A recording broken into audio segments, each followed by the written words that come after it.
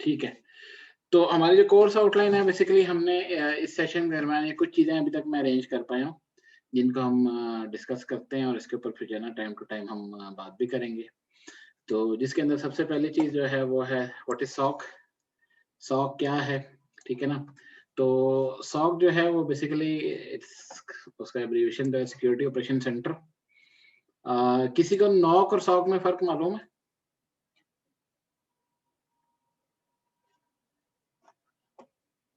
Sir SOC basically security operation centre है और जो नॉक है वो नेटवर्क ऑपरेशन सेंटर है। नेटवर्क रिलेटेड इश्यूज आते हैं तो वो नॉक टीम देखती है। फॉर एग्जांपल अगर राउटर वगैरह में कोई डाउन हो जाता है या कोई रीचेबिलिटी का इशू आता है तो वो नॉक टीम देखेगी। और सॉक जो है वो प्योरली सिक्योरिटीज इंसिडेंट वगैरह, इंसिडेंट रिस्पॉन्स या कोई थ्रेड एनालिसिस हो गई, ये इस चीज को देखेगा। हाँ, बिल्कुल सही हो गया। सो बेसिकली दोनों जो मतलब डिवीजन इन डिपार्टमेंट्स हैं, नॉक और सॉक, ये ऑपरेशंस से रिलेटेड चीज़ें देखते हैं यस, और नॉक हो गया या सॉक हो गया, दोनों 24/7 ऑपरेट करते हैं नॉर्मल बिल्कुल सर, सिचुएशन में। करेक्ट। क्योंकि आपका जो बिज़नेस है अब वो 24/7 अप है, ठीक है ना? तो किसी भी टाइम जो है वो बिज़नेस में कोई इश्यू आ सकता है, कोई प्रॉब्लम आ सकती है। तो नॉक टीम जो है वो ज़ाहिर-सी बात है from infrastructure point of view या फ्रॉम नेटवर्किंग साइड से चीज़ों को देखते हैं, स्विचेस को देखते हैं, राउटर्स को देखते हैं, सर्वर्स को देखते हैं, ठीक है ना? और अगर कोई पब्लिश्ड एप्लीकेशंस हैं, तो उनकी अवेलेबिलिटी को मेक श्योर करते हैं कि एंड यूज़र जो है उसको वो चीज़ें ईज़िली जो है ना अवेलेबल हों या एक्सेसिबल हों। तो ये काम होता है नॉक का। अब जो है जिस तरह से आए दिन के साथ जो है ना वो चीज़ें और टेक्नोलॉजी मार्केट में नई-नई चीज़ें आ रही हैं, उसके साथ ही जो है ना वो चीज़ों को सिक्योर करने का भी जो ज़रूरत है वो बढ़ गई है या बहुत ज़्यादा उसकी रिक्वायरमेंट आ गई है। उसके अलावा सेकंडली जो आपका किसी भी मोस्ट ऑफ द कंट्रीज़ जो हैं, ममालिक में जो रेगुलेटर्स हैं, तो रेगुलेटरी अथॉरिटीज़ भी जो इस चीज़ को मेक श्योर कर रही हैं कि जो ऑर्गनाइज़ेशंस हैं उनका डेटा, उनका इंफ्रास्ट्रक्चर, उनकी इन्फॉर्मेशन जो है वो सिक्योर हो, ठीक है? स्पेशली जो आपका फाइनेंशियल सेक्टर है जैसे बैंक्स हैं, इंश्योरेंस कंपनीज़ हैं, उसके अलावा आपकी जो गवर्नमेंट सेक्टर्स हैं, मिनिस्ट्रीज़ हैं, उनकी इन्फॉर्मेशन जो है वो क्लासिफाइड या कॉन्फिडेंशियल होती है या प्राइवेट होती है। उसको सिक्योर करना उसको अटैकर्स से महफूज़ करना एक चैलेंज है। तो इस चैलेंज को मीट अप करने के लिए फिर ऑर्गनाइज़ेशंस जो हैं वो सिक्योरिटी ऑपरेशन सेंटर जो है एस्टैब्लिश करती हैं। सॉक का जो टिपिकल जो है वो फंक्शन होता है वो बेसिकली जो तमाम नेटवर्क के अंदर डिवाइसेज़ हैं, जिसके अंदर आपके सर्वर्स हैं, डेटाबेसेज़ हैं, एप्लीकेशंस हैं, नेटवर्क डिवाइसेज़ हैं। उसके अलावा अब जो है वो आपकी ऑपरेशनल टेक्नोलॉजी या इंटरनेट ऑफ थिंग्स इस किस्म के भी जो डिवाइसेज़ हैं ना वो वो तमाम डिवाइसेज़ के ऊपर जो भी एक्शंस या एक्टिविटीज़ हो रही होती हैं, सॉक के पास बेसिकली उन डिवाइसेज़ से लॉग्स जा रही होती हैं, ठीक है? अब लॉग्स तो जो है या इस तरह की जो मॉनिटरिंग है वो नॉक भी कर रहा होता है। तो नॉक का फंक्शन होता है चीज़ों को अप रखना या ऑपरेशनल हालत में उनको लेके चलना। जबकि सॉक जो है वो देखता है सिक्योरिटी के पर्सपेक्टिव से। तो ये दोनों चीज़ें डिफरेंट है। नॉक इटसेल्फ एक बड़ा रोल है क्योंकि एक स्विच जो है, स्विच के अंदर इश्यूज़ आ सकते हैं, वीलैन के प्रॉब्लम आ सकते हैं, कनेक्टिविटी इश्यूज़ आ सकते हैं। आप फायरवॉल्स यूज़ हो रही हैं, तो फायरवॉल्स के अंदर पोर्ट्स हैं, कोई पोर्ट किसी ने बगैर कंसल्ट किए क्लोज़ कर दिया, तो उसके साथ आपका जो सर्टेन कोई भी वीलैन है या कोई एप्लीकेशन उसकी एक्सेसिबिलिटी बंद हो गई। तो इन सारी चीज़ों को नॉक देखता है, ठीक है? तो इसीलिए सेग्रीगेशन भी है नॉक में और सॉक में। सॉक देखा है सिक्योरिटी पर्सपेक्टिव से। तो सिक्योरिटी के लिए जो सबसे बुनियादी चीज़ हमारे पास होती है, वो जो सीआईए ट्राइड जिसे कहते हैं, कॉन्फिडेंशियलिटी, इंटीग्रिटी और अवेलेबिलिटी, ठीक है ना? इसमें से जो 2 सबसे पहले 2 पॉइंट हैं, वो मोस्ट इम्पोर्टेंट हैं और तीसरा भी उसकी भी इम्पोर्टेंस है, लेकिन उसकी इम्पोर्टेंस थोड़ी-सी लेस है बाकी 2 के मुकाबले में।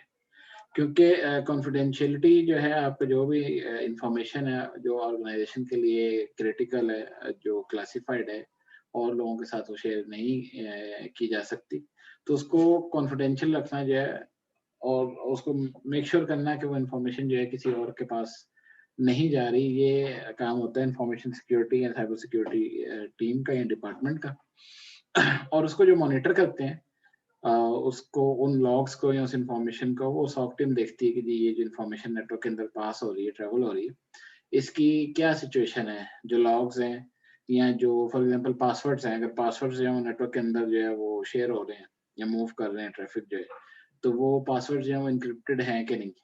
क्योंकि अगर नेटवर्क के अंदर कोई भी जो अटैकर आके बैठ जाता है, किसी भी तरह उसको मतलब एक एक्सेस मिल गई है, तो वो वहाँ बैठा जो है वो फिर ट्रैफिक को स्निफ कर सकता है, वो देख सकता है कि जी किस किस्म के पैकेट्स पास हो रहे हैं। तो अगर वो ट्रैफिक जो है वो इनक्रिप्टेड नहीं है, तो अटैकर को तो जो है वो क्लियर टेक्स्ट में पासवर्ड और इस तरह की कॉन्फिडेंशियल इन्फॉर्मेशन नजर आ जाएगी।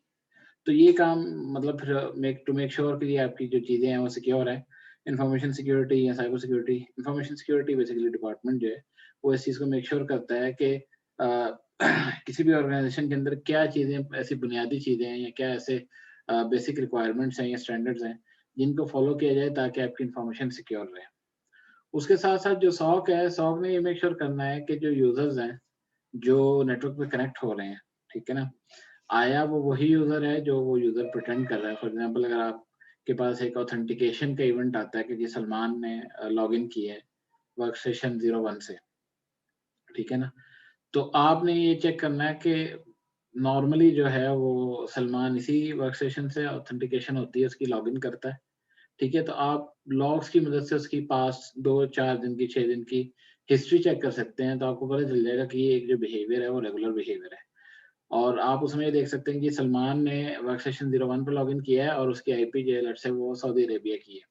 तो पिछले 5 दिन की जो उसकी आईपी आ रही है वो सऊदी अरेबिया की आ रही है। लेकिन छठे दिन आप ये देखते हैं कि सलमान ने लॉगिन तो किया है वर्कस्टेशन 01 पे, लेकिन उसकी आईपी आ रही है कीनिया की या युगांडा की या रशिया की या चाइना की। तो अब ये जो आईपी डिफरेंट हो गई, तो इसका मतलब है कि ये जो बिहेवियर है ये नॉर्मल नहीं है। ऐसी सूरत में सॉक ये इसी चीज़ को एनालाइज़ करता है, जो रूटीन के अंदर इस तरह के फंक्शंस हो रहे थे, उनको देखता है कि क्या नॉर्मल है और क्या नॉर्मल नहीं है, ठीक है? बेस्ड ऑन दैट फिर सॉक टीम जो है वो रिपोर्ट करती है कंसर्न डिपार्टमेंट को, यूजुअली आईटी डिपार्टमेंट को, या आईटी के अलावा फिर जो है अगर आपका इन हाउस सॉक है, यानी ऑर्गेनाइजेशन के अंदर ही आपका सॉक है, आप उसी कंपनी के मेंबर हैं, तो आप एचआर को भी पूछ सकते हैं भाई कि ये जो आदमी है इसका 5 दिन तक तो जो लॉगिन है वो आ रहा था सऊदीया से, छठे दिन इसका लॉगिन आया चाइना से, तो क्या ये आदमी सऊदीया में है या सऊदीया से बाहर है? तो एचआर कंफर्म कर सकता है, हाँ जी, ये आदमी जो है वो सऊदीया से बाहर है और चाइना में है। तो उसका मतलब है कि ये जो उसका आया है बिहेवियर वो ठीक है वो, लेकिन अगर वो कहते हैं नहीं आदमी तो सऊदीया में ही है और उसका ऑथेंटिकेशन हुई है चाइना से, तो इसका मतलब है कि सिस्टम जो है वो कॉम्प्रोमाइज़ हुआ हुआ है, या उसने अपने ये भी हो सकता है कि यूज़र ने अपने क्रेडेंशियल किसी से बाहर शेयर किए हों, ठीक है ना? तो ये सारी चीज़ें, ये सारे बिहेवियर, इस तरह के इवेंट्स जो है ना वो सॉक टीम मॉनिटर करती है। कोई क्वेश्चन है यहाँ पे?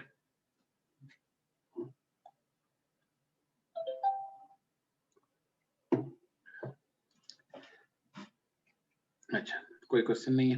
सर ठीक है। मेरा एक क्वेश्चन है, जी, जी। जिस तरह आपने कहा कि जो सॉक टीम होती है वो फॉर एग्जांपल ऐसे यूजर के बिहेवियर को एनालाइज करती है, जैसा फॉर एग्जांपल जैसे आपने कहा वो सऊदीया से 5 दिन लॉगिन किया, फिर छठे दिन वो चाइना या XYZ किसी कंट्री में भी बैठा है। हुँ। मेरा क्वेश्चन ये है कि फॉर एग्जांपल जो इवेंट हम मॉनिटर करते हैं वो ज्यादातर सीम सॉल्यूशंस पे करते हैं, चाहे वो लॉगरिथम हो या क्यूरेडार हो, तो इसके लिए हमें ऑफेंसेस खुद बनाने पड़ते हैं सर? मेरा क्वेश्चन ठीक, ये है कि इसके लिए हम ऑफेंस ठीक। बना सकते हैं? ठीक, देखें मॉनिटरिंग जो होती है ना, अब जैसे हम अभी मतलब डिस्कस कर रहे थे सॉक का फंक्शन, ठीक है ना? फिर सॉक के रोल्स आते हैं, तो मैं उसके साथ ही आपके सवाल का जवाब भी देता हूँ। तो सॉक के जो रोल्स होते हैं उसके अंदर जो है वो L1 एनालिस्ट होता है, जिनका काम होता है मॉनिटरिंग करने का।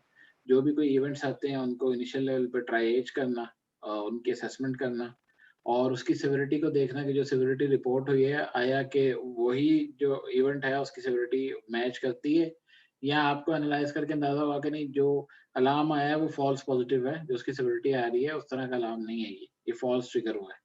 वो मॉनिटरिंग L1 जो है वो एनालिस्ट उसको एनालाइज़ करता है अलार्म को, ठीक है? या ऑफेंस को, जिसको क्यूरेडार में ऑफेंस कहते हैं। लॉगरिथम में उसको अलार्म कहते हैं, अलर्ट कहते हैं, ठीक है ना? तो उसको वो एनालाइज़ करके ये असेस करता है कि आया ये जो अलार्म है ये मतलब रियल है या ये फ़ॉल्स अलार्म है, ठीक है ना? असेस करके फिर जो है वो बेस्ड ऑन दैट आगे वो एस्केलेट कर देता है। अगर अलार्म ट्रू है तो वो एस्केलेट कर सकता है L2 को, ठीक है ना। L2 क्या करता है, L2 जो है वो is more experience then L1, तो वो उसको डीप उसकी इन्वेस्टिगेशन करेगा, वो उसकी पिछले लेट्स से 30 डेज का बिहेवियर चेक करेगा, लॉग्स देखेगा, लॉग्स को एनालाइज करेगा, फिर उसके साथ जो रिलेटेड डिवाइसेस हैं जहाँ जहाँ से लॉग्स आ रही हैं उनको देखेगा, और बेस्ड ऑन दैट फिर वो किसी कंक्लूजन पे पहुंचेगा कि जी ये एक्टिविटी है, मलिशियस है, सस्पिशियस है, और उसके साथ फिर वो ये बताएगा कि इस एक्टिविटी को आपने कंटेन कैसे करना है। तो सॉक के साथ साथ जो है ना हमारे पास इंसिडेंट रिस्पॉन्स होता है, इंसिडेंट रिस्पॉन्स लाइफ साइकिल होती है, जिसके 6 फेजेस होते हैं, जो कि स्टार्ट होती है प्रिपरेशन से, आइडेंटिफिकेशन से, कंटेनमेंट, इरेडिकेशन, रिकवरी और फिर लेसन्स लर्न।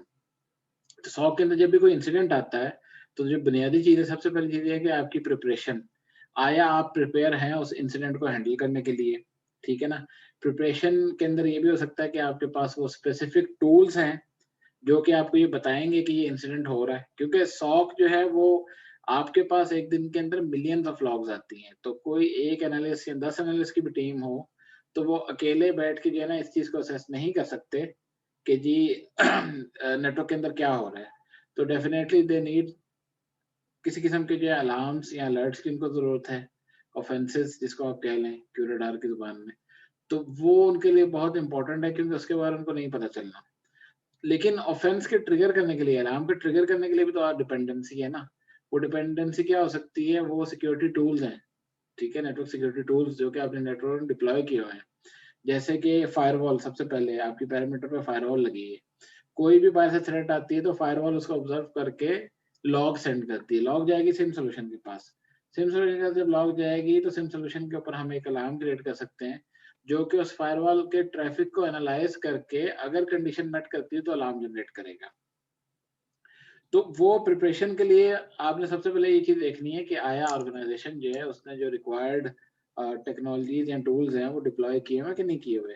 क्योंकि अगर वो डिप्लॉय नहीं किए हुए तो इसका मतलब है कि फिर it will be very hard to detect या to identify any threat in the network, ठीक है? तो जब प्रिपरेशन आपकी हो गई तो प्रिपरेशन के साथ फिर आपने ये मेक श्योर करना है कि आया जो आपने उसकी क्या कहना चाहिए डिटेक्शन करनी है, ठीक है ना? डिटेक्शन करने के लिए आपने करेक्ट किस्म के जो है वो यूज़ केसेस क्रिएट किए हैं या ऑफेंसेस क्रिएट किए हुए हैं, जो ट्रिगर करेंगे जब भी कोई मतलब इस तरह की सिचुएशन होगी। तो फिर यूज़ केसेस की फाइन ट्यूनिंग होती है। यूज़ केसेस को आप असेस करते हैं कि आया वो उनकी जो कॉन्फ़िगरेशन है या उनकी जो क्रिएशन है, वो किस हद तक जो है किसी भी अलार्म के साथ किसी भी अलार्म कह रहा हूँ सॉरी, किसी भी जो कंडीशन है, जो लॉग है, उसके साथ वो ट्रिगर कर रही है कि नहीं कर रही। उसमें फ़ॉल्स पॉज़िटिव भी हो सकते हैं, उसमें फ़ॉल्स नेगेटिव भी हो सकते हैं। ये भी हो सकता है कि अलार्म बजा ही नहीं, एक्टिविटी हो गई, आपका किसी ने डोमेन एडमिन का अकाउंट क्रिएट कर दिया और आपके पास अलार्म ही नहीं आया। तो ये सारी चीज़ें जो है ना वो सिम इंजीनियर जो है यूजुअली इन चीज़ों के ऊपर काम करता है, इनको देखता है फ्रॉम सिम इंजीनियरिंग पर्सपेक्टिव या सिम एडमिन पर्सपेक्टिव कि जी जो यूज़ केसेस हैं वो किस हद तक जो है वो ट्रिगर कर रहे हैं, नहीं कर रहे, कैसे उनको फाइन ट्यून करना है, वो सिम इंजीनियर चेक करता है। अब हम चलते हैं जी सॉक एनालिस्ट की तरफ। तो जो सॉक एनालिस्ट है या जिसको हम L1 एनालिस्ट भी कहते हैं, ठीक है ना? उसकी जो सबसे बेसिक जॉब होती है यूजुअली वो होती है मॉनिटरिंग, यानी वो उसका जो रोल स्टार्ट होता है वो मॉनिटरिंग से होता है। तो मॉनिटरिंग में क्या होता है यूजुअली कि आप जब अपनी शिफ्ट में आते हैं, क्योंकि सॉक ऑपरेट करता है 24/7, तो नॉर्मली 3 शिफ्ट्स होती हैं इन अ डे।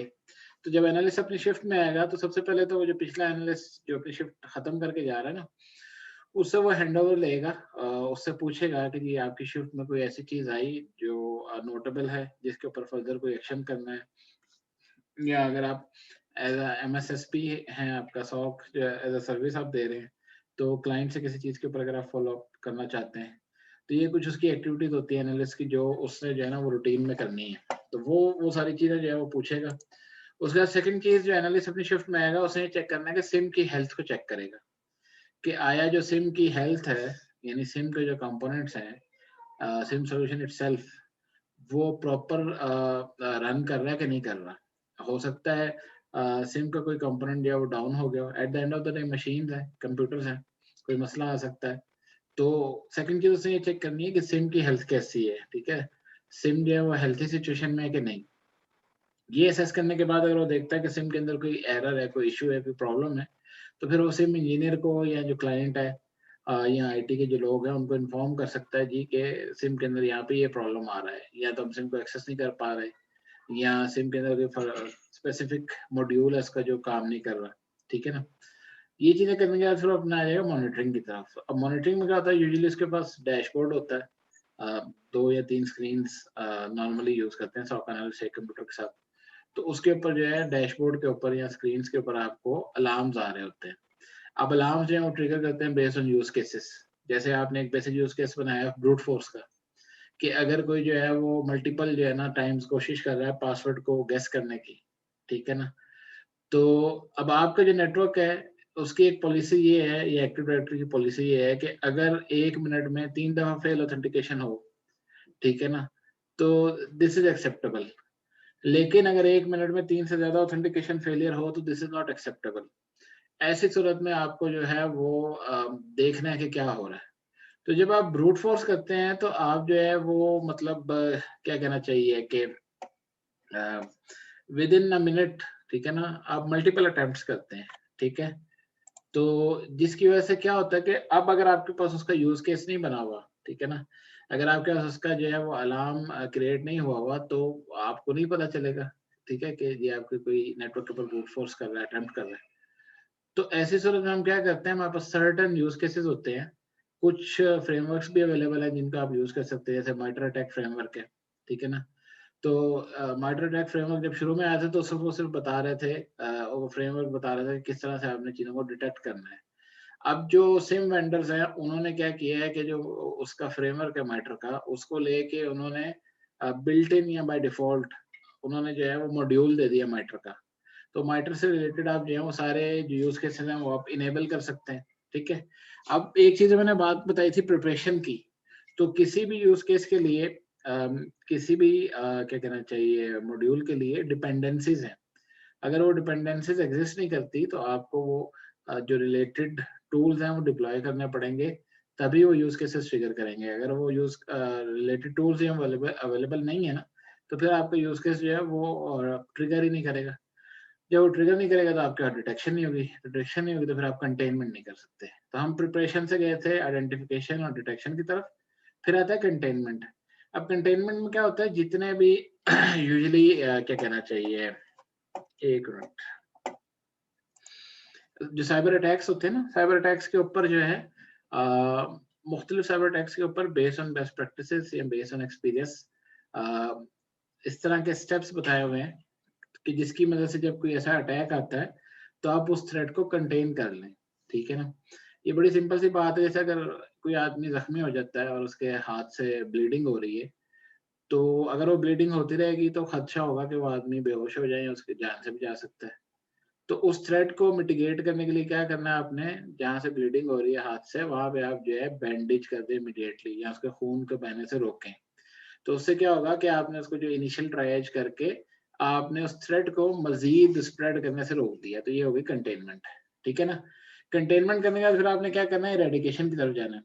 तो इरेडिकेशन की तरफ जाने के लिए क्या करेंगे, फिर आप उस शख्स को हॉस्पिटल ले जाएंगे। हॉस्पिटल ले जाएंगे तो वहां पे इरेडिकेट कैसे होगा कि जहाँ पे कट लगा वहां पे डॉक्टर स्टिचेस लगाएगा। स्टिचेस लगाने से ये होगा कि जी जो वो कट था वो हील होना शुरू हो जाएगा। तो फिर इरेडिकेशन की, फिर रिकवरी की तरफ जाएगा। रिकवरी की तरफ जाने के लिए फिर आप उसको मेडिसिन देंगे, रेस्ट करेंगे तो वो आदमी प्रॉपर रिकवर कर जाएगा। इसी तरह जब नेटवर्क के अंदर कोई चीज होती है, फॉर एग्जांपल एक फिशिंग ईमेल आ गई, ठीक है ना। अब फिशिंग ईमेल को अगर आपने कंटेन करना है तो कंटेन करने के लिए सबसे पहले आपने क्या देखना है कि जी सेंडर जो है उसकी आईपी, उसका डोमेन, उसकी ईमेल एड्रेसेस, इन चीजों को आपने ब्लॉक करना है ताकि वो सेंडर जो है फर्दर यूजर्स को ईमेल ना भेज सके। तो ये कंटेनमेंट हो जाएगी कि आपने उस थ्रेड को अपने नेटवर्क के अंदर फर्दर फैलने से रोक दिया। कंटेनमेंट के बाद आप जाएंगे रेडिकेशन की तरफ, तो आप ये देखेंगे जिन यूजर्स को ईमेल मिल गई, आया उन यूजर्स ने उस फिशिंग ईमेल के ऊपर कोई एक्शन किया है, यानी उस ईमेल को ओपन किया है, उस ईमेल के साथ कोई अटैचमेंट थी, उस अटैचमेंट को खोला है, पीडीएफ फाइल थी वो खोल ली, कोई जेपीजी फाइल थी वो खोल ली, ठीक है ना। तो वो आपने चेक करना है, आइडेंटिफाई करना है कि ऐसा कुछ हुआ है कि नहीं हुआ। अगर ऐसा कुछ हुआ है तो आपने उस थ्रेड को इरेडिकेट करना है, क्योंकि यूजुअली क्या होता है पीडीएफ फाइल्स के अंदर जो है वो बैकडोर टूल्स जो एम्बेड करके अटैकर भेजते हैं, ठीक है ना। तो जब आप पीडीएफ फाइल खोलते हैं तो बैक पे एक छोटा सा कोई स्क्रिप्ट डाउनलोड हो जाता है, ठीक है ना, जो आपको नजर नहीं आता, और उसके साथ वो जो है अटैकर को उस सिस्टम की एक्सेस मिल जाती है। तो वो आपने उसको इरेडिकेट करना है, नेटवर्क से उस चीज़ को आपने रिमूव करना है। रिमूव करने फिर आपने मेक श्योर करना है कि आप उसको रिकवर भी करें सिस्टम को, क्योंकि जब कोई स्क्रिप्ट चला अटैकर की तरफ से तो हो सकता है वो उसने कुछ रजिस्ट्री के अंदर चेंजेस कर दिया हो। तो ये फिर आईटी टीम को मेक श्योर करना है कि अगर रजिस्ट्री के अंदर कोई चेंजेस हुई हैं या कोई इस तरह का चेंज आया है, तो उसको फिर आप प्रीवियस जो आपका गुड बैकअप था, वहाँ से आप उसको रिस्टोर करें, ताकि जो अटैकर की जो भी फुटहोल्ड्स थे वो उस सिस्टम से हट जाएँ। तो इस तरह से फिर आपने इरेडिकेशन करके और फिर उसको रिकवर कर लिया। रिकवर करके फिर आप क्या करते हैं, लेसन्स लर्न्ड की तरफ आते हैं। आप ये देखते हैं कि अच्छा वजह क्या हुई थी, ये ईमेल एंड यूज़र तक क्यों चली गई? आखिर आपके नेटवर्क के अंदर कौन-सा सिक्योरिटी टूल था जो मिसिंग था, जिसकी वजह से ईमेल बायपास कर गई या ईमेल एंड यूज़र तक चली गई। तो ये इंसिडेंट रिस्पॉन्स का पूरा साइकिल होता है, जिसके ऊपर usually as a soft team आप काम कर रहे होते हैं। तो उसके अंदर जो है L1 भी काम फंक्शन करते हैं, L2 भी फंक्शन करते हैं और उसके अलावा जो आपका क्लाइंट है या जो आईटी टीम है, उनकी भी एंगेजमेंट रहती है। तो इसको हम एक जो है ना वो रिस्पॉन्सिबिलिटी मैट्रिक्स की सूरत में डिफाइन कर देते थे कि L1 ने क्या फंक्शंस करने हैं, L2 ने क्या फंक्शंस करने हैं, कंटेनमेंट कौन करेगा, डिटेक्शन किसका काम है, इरेडिकेशन किसने करनी है, रिकवरी के लिए कौन रिस्पॉन्सिबल है। और फिर जो रिपोर्ट बनेगी, जो आपकी बेस्ड ऑन उस इंसिडेंट के ऊपर आप रिपोर्ट बनाएँगे, उस रिपोर्ट के ऊपर कौन-कौन सी टीम्स काम करेंगी और फिर उस रिपोर्ट से रिलेटेड जो भी एक्शंस होंगे वो अप्लाई किए जाएँगे। ठीक है। यहाँ तक बात क्लियर है? जी सर, क्लियर है जी। अच्छा, जी क्लियर है। अच्छा। किसी को कोई क्वेश्चन? सलमान साहब, ये थोड़ा-सा मुझे एक चीज़ आपसे फ़ेवर चाहिए। इंसिडेंट रिस्पॉन्स का आपने बड़ा अच्छा डिफ़ाइन किया।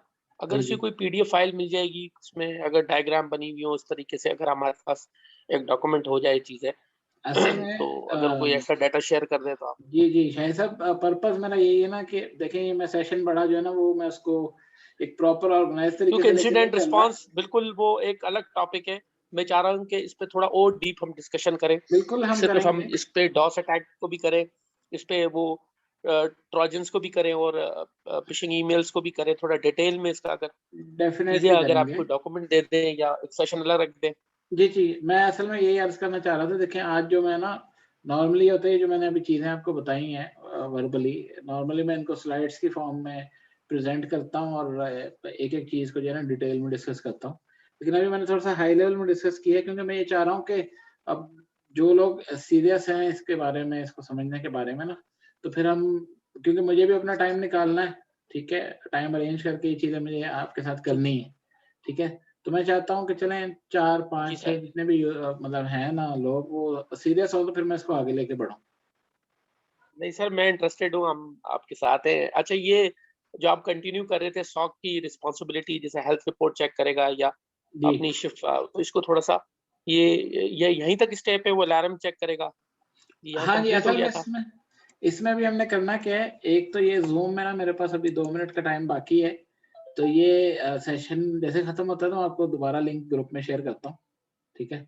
ताकि सब जॉइन कर लें। तो फिर अभी मैं इसमें आपको मॉनिटरिंग में ये जो है L1 जो है वो बेसिकली शिफ्ट में आता है तो वो हैंडओवर लेता है, हैंडओवर लेके जो है वो जो भी कोई चीज़ें पेंडिंग होती हैं क्लाइंट एंड की तरफ कोई हमने इंसिडेंट रिपोर्ट किया है और क्लाइंट ने कंफर्म नहीं किया कि जी वो क्लोज़ कर दें, क्योंकि इंसिडेंट जब आप ओपन करते हैं तो उसको क्लोज़ भी करना होता है। इसके साथ जो है वो एसएलए बाउंड होता है, इसको कहते हैं सर्विस लेवल एग्रीमेंट सॉक के अंदर। तो वो जो एसएलए होता है वो बेस्ड ऑन होता है सिविरिटीज़, ठीक है? क्रिटिकल जो इंसिडेंट है उसकी क्या कहते हैं उसका एसएलए नॉर्मली होता है आधे घंटे का। यानी जो अलार्म है आपने आधे घंटे के अंदर उसको इन्वेस्टिगेट करके रिपोर्ट करना है अभी क्लाइंट को। फिर क्लाइंट के एंड के ऊपर है कि वो उस चीज़ को कितनी जल्दी कंटेन करता है थ्रेट को, ठीक है ना? उसमें कई दफ़ा ये भी होता है कि आपको कॉल भी करनी पड़ती है क्लाइंट को कि बताना पड़ता है जी ये इश्यू है और आपका इसके ऊपर जो है ना इमीडिएट वो सपोर्ट चाहिए या रिस्पॉन्स चाहिए। तो क्रिटिकल के बाद हाई आता है, हाई की यूजुअली जो रहती है टाइमिंग वो होती है 1 घंटे की, यानी विदिन 1 आवर आपने उसको इन्वेस्टिगेट करके रिपोर्ट करना है। फिर मीडियम आता है, तो मीडियम जो है वो वेरी करता है 2 घंटे से लेके 4 घंटे तक का होता है उसका टाइम। फिर आता है लो, लो जो है वो 8 घंटे से लेके एक पूरा दिन आप 24 आवर्स में भी उसको देख सकते हैं। तो ये जो है वो कस्टमर टू कस्टमर थोड़ा-सा जो एसएल है वो वेरी करता है। लेकिन जो भी आपके दरमियान और कस्टमर के दरमियान एग्रीड होता है SLA, फिर you have to follow that, ठीक है ना। उस टाइम पीरियड के अंदर आपने उस अलार्म को अटेंड करके इन्वेस्टिगेट करके तो रिपोर्ट करना होता है, अगर वो ट्रू है, ठीक है ना। और अगर वो फॉल्स पॉजिटिव है तो फिर आपने ये करना है कि आपने देखना है कि जो अलार्म ट्रिगर हुआ था उसको फाइन ट्यूनिंग की जरूरत तो नहीं है, उसके अंदर अलार्म के अंदर कोई ऐसी चीज हो जो कि मतलब रिक्वायर्ड ही नहीं है। For example as a SOC हमारा काम होता है डिटेक्ट करने का थ्रेट्स को, ठीक है, प्रिवेंट करने का काम हमारा नहीं होता, वो ऑलरेडी सिक्योरिटी टूल्स वहां पे लगे हुए हैं, वो उन चीजों को देखते हैं, ठीक है ना। तो डिटेक्शन के लिए अब अगर आपके साथ अलार्म आया और उसमें ये दिखाया कि जी ट्रैफिक जो है वो डिनाई हो गया फायरवॉल से, तो वो आप यूज केस में आपको उसको रखने की जरूरत ही नहीं है, क्योंकि वो आपको फॉल्स अलार्म देता रहेगा, आप इन्वेस्टिगेट करेंगे वो चलेगा थ्रेट तो ऑलरेडी कंटेन हो गई, तो उसको फिर आप फाइन ट्यून करते हैं। अच्छा, मेरा ख्याल है ऑलमोस्ट सेशन एंड होने वाला है, तो अब मैं अभी यहाँ पे रुक जाता हूँ। सेशन एंड होता है तो फिर मैं दोबारा भी ग्रुप में शेयर करता हूँ लिंक, तो फिर आप लोग ज्वाइन कर लें, फिर हम इसके बाकी